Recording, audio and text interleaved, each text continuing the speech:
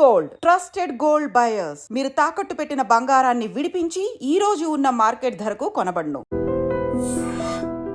నమస్తే, welcome to I dream social spotlight with కవిత.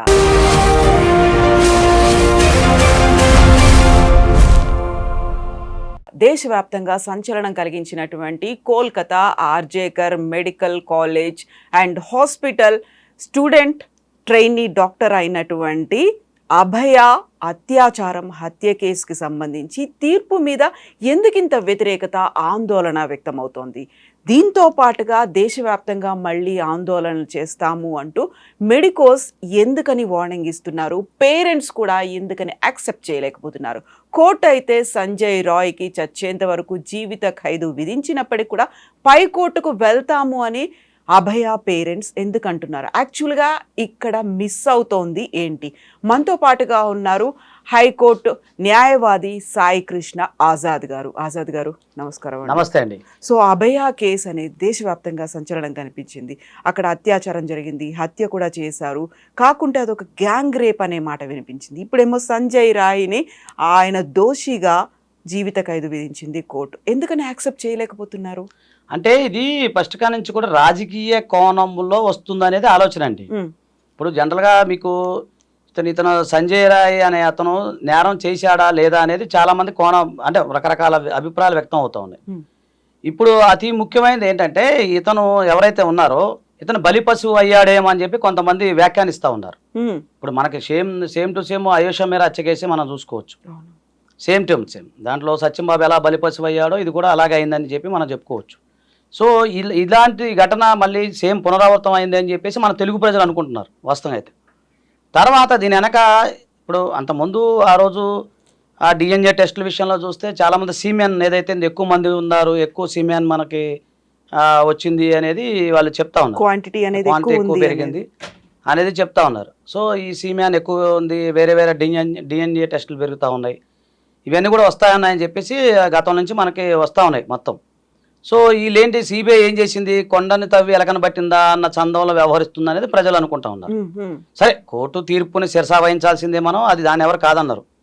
కాకపోతే ఇందులో భిన్న కోణాలు ఏవైతే వ్యక్తం అవుతున్నాయో దాంట్లో ఇంకా త్వరగా ఇన్వెస్టిగేషన్ చేసి ఎవరైతే పెద్ద తలకాయలు ఎవరైతే ఉన్నారో వారిని తీసుకొచ్చి శిక్షిస్తే బాగుండేది అనేది ప్రజలు అభిప్రాయపడుతున్నారు. ఇప్పుడు మమతా బెనర్జీ గారు కానీ వాళ్ళ పేరెంట్స్కి సంబంధించిన వాళ్ళు కానీ అతనికి సంబంధించిన వాళ్ళు కానీ ఎవరైనా సరే అంటున్నారు. సో ఇప్పుడు దీనికి సంబంధించి ప్రజల్లో ఇన్ని రకాల భేదాభిప్రాయాలు వస్తూ ఉన్నాయి. కాకపోతే ఏంటంటే నేననేది ఏంటంటే ఇంకా ముందు ఉంది కదా, అప్పీల్ చేసుకోవాలి, అప్పీల్ తర్వాత పైన సుప్రీంకోర్టు దాకా వెళ్ళాలి. ఇప్పుడు కింది కోర్టులో ఇప్పుడు ఉరిశిక్ష వేసినంత మాత్రాన అతనేమే ఉరిశిక్ష అయితే ఇంప్లిమెంట్ ఏం కాదు కదండి, ఒకటే కదా. ఇంకొకటి జీవిత ఖైదు అంటే చూద్దాం, జీవిత ఖైదులో రేపు మార్పులు అప్పీల్ కోర్టులో చేయొచ్చు. ఇప్పుడు సత్యంబాబు కేసులో కింద అతను నేరం చేశాడని చెప్పేసి వచ్చింది, సరే అని అందరూ ఓకే అన్న. యాక్చువల్ ఫస్ట్ కాదు వ్యతిరేకించారు, తర్వాత సుప్రీంకోర్టు వారు ఏం చేశారు, అతను నిర్దోషి, నేరం చేయలేదు, అతనికి మళ్ళీ ₹1 చెల్లించాలని చెప్పేసి సుప్రీంకోర్టు వారు చెప్పారు. ఎంత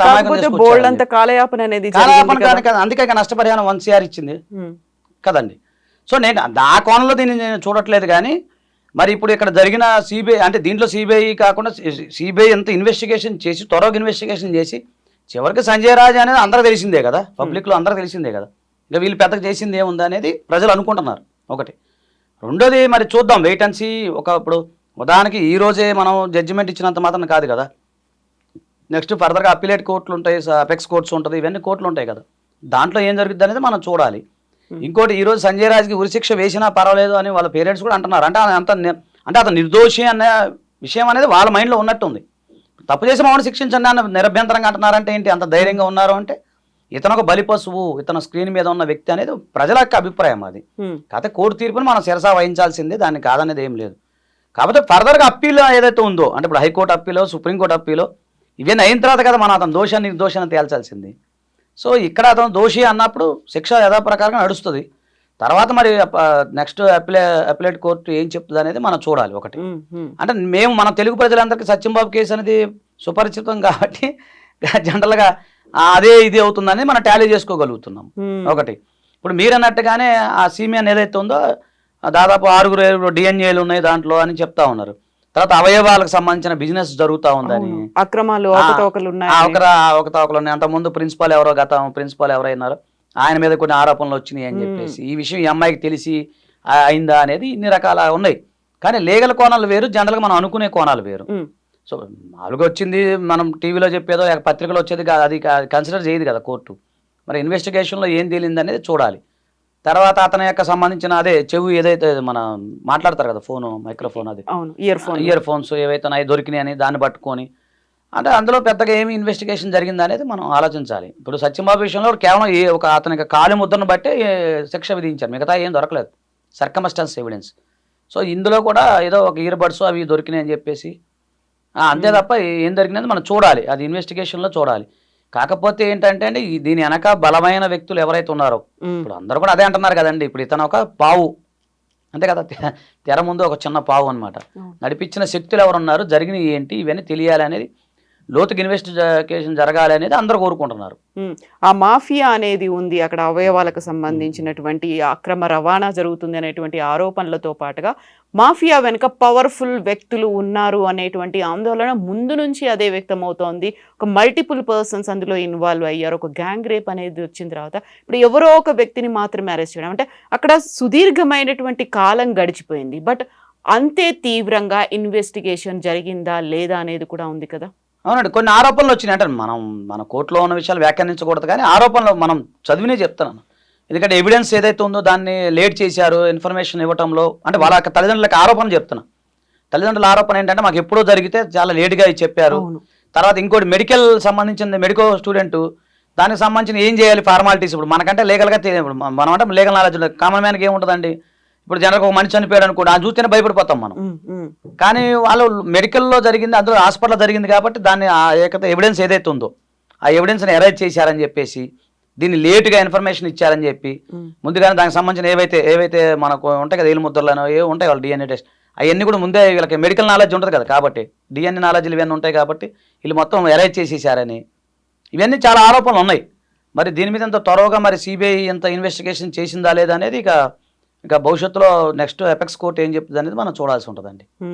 సో యూజువల్గానే లా పరిభాషలో చెప్పేది 100 మంది నిందితులు తప్పించుకున్నా పర్లేదు, ఒక దోషికి శిక్ష పడవద్దు అనుకున్నప్పుడు మన కళ్ళ ముందు ఇంత తీవ్ర స్థాయిలో ఆందోళన జరిగింది.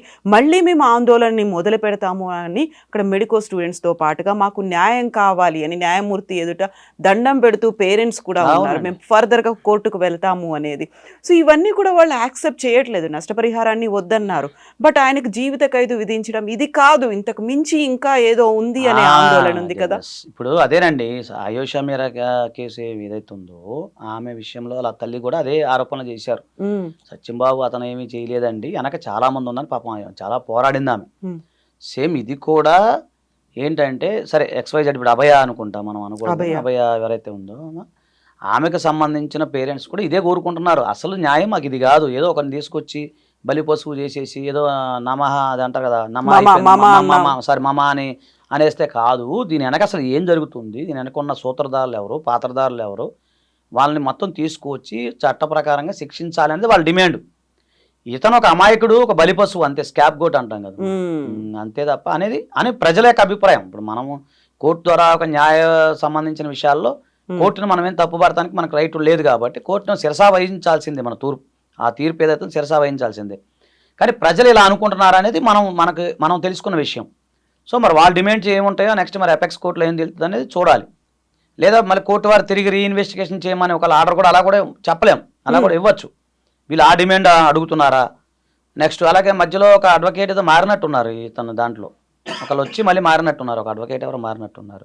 సో ఇవన్నీ పరిణామాలు చూస్తే మరి ఏమవుతుందో ఏంటనేది ఇక కాలమే నిర్ణయించాలి. రెండు ప్రజలు ఇప్పుడు మీరు అన్నట్టు అక్కడ పశ్చిమ బెంగాల్లో చాలా తీవ్రంగా దాని మీద పోరాటం చేస్తున్నట్టున్నారు. దానికి సంబంధించి మరి ఆ పోరాటంలో మరి ఎపెక్స్ కోర్టు వారు ఏ నిర్ణయం తీసుకుంటారో మనం వెయిట్ చూడాల్సిందే. సో ఫర్దర్గా అయితే ఇటు అభయ పేరెంట్స్ వెళ్ళొచ్చు పై కోర్టుకి, ఆ తర్వాత కావాలి అనుకుంటే ఇప్పుడు సంజయ్ రాయ్ పేరెంట్స్ ఎవరైతే నిందితుడు ఉన్నాడో ఆయన పేరెంట్స్ కూడా వెళ్ళొచ్చు. ఆ తర్వాత ఈ ఆందోళనని ఇంత తీవ్రం చేస్తే కోర్టు కూడా సుమోటోగా తీసుకుంటుందా? ఇది ఏముండదండి, క్రిమినల్ కేసులో సుమోటో అనేది పదం అనేది ఏముండదు. కానీ నెక్స్ట్ జనరల్గా ఇప్పుడు ఈ అమ్మాయి తరపున ఎవరైతే ఉన్నారో గవర్నమెంట్ వారు ఎవరైతే ఉన్నారో పబ్లిక్ ప్రాసిక్యూటర్ వాళ్ళు ప్రాసిక్యూషన్ వారు అప్పీల్కి వెళ్తారు. లేదు ఇప్పుడు ఇందులో ఇతనికి శిక్ష పడింది కదా, శిక్ష పడింది కాబట్టి ఇప్పుడు సంజయ్ రాయ్ తరపున వాళ్ళు అప్పీల్కి వెళ్తారు. ఎందుకంటే ఆ శిక్షను తగ్గించడమో లేదా తీసేయడమో చేయడం కోసం వాళ్ళకున్న రైట్ అది. తర్వాత వీళ్ళు వెళ్ళినప్పుడు వాళ్ళకి నోటీసులు వెళ్తాయి ఎలాగో పబ్లిక్ ప్రాసిక్యూషన్ వారికి వాళ్ళ యొక్క వాదనలు వినిపిస్తారు అక్కడ. అట్లా ఆ విధంగా ఒకళ్ళది డిఫెన్స్ ప్రాసిక్యూషన్ వెళ్తుంది. అయితే ఎపెక్స్ కోర్టులో కింది కోర్టులుగా ఇలా ట్రయల్ ఉండదండి. అంటే మామూలుగా క్రాసు చీఫ్ అని ఎల్డబ్ల్యూ పీడ ఇట్లా ఉంటాయి కదా విట్నెస్లు ఇవన్నీ కింది కోర్టులో ఉండదు. కింది కోర్టులో ఉంటుంది, పై కోర్టులో ఉండదు. పై కోర్టులో వచ్చిన జడ్జిమెంట్ మీద ఆర్గ్యుమెంట్స్ నడుస్తూ ఉంటాయి. సరే ఒకసారి చెప్పలేము, సుమోటో కూడా మళ్ళీ తిరిగి విచారణ జరిపించని కూడా చెప్పవచ్చు. ఇది court discretion power of the court. కాబట్టి ఇందులో ఎంతవరకు సాక్ష్యాధారాలు బలంగా ఉన్నాయి లేవు అనేది కోర్టు వారు పరిశీలించి దాని మీద నిర్ణయం తీసుకుంటారు. ఒక జడ్జిమెంట్ వచ్చినప్పుడు మనం దాన్ని కామెంట్ చేయడానికి మనకు రైట్ లేదు. కాబట్టి మన తీర్పుని శిరసా వహిస్తూ మనకు అన్యాయం జరిగింది అనుకున్నప్పుడు ఆటోమేటిక్గా పై కోర్టుకి వెళ్ళే రైట్ మనకు ఉంది. దాని ప్రకారం వీళ్ళు వెళ్తే సరిపోతుంది. అది మళ్ళీ రీఇన్వెస్టిగేట్ చెప్పలేము. It may be and may not be, మనం చెప్పలేం కదా. శిక్ష తగ్గచ్చు, పెరగచ్చు, లేదంటే ఉరి శిక్ష కూడా పడవచ్చు. అది మన చేతిలో ఉండదు కదా. ఆ ఎవిడెన్స్ అనేది మనకు ఐడియా లేదు కదా. సో ఆ జడ్జిమెంట్ అన్ని చూసిన తర్వాత నెక్స్ట్ పెడతారేమో, మరి నెట్లో పెడతారేమో. చూసిన తర్వాత ఒక రోజు అది తెప్పించి మళ్ళీ ఒకసారి చూద్దాం. ఎస్ అండి ఆజాద్ గారు, థ్యాంక్ యూ సో మచ్ అండి. Thank you. Thank you.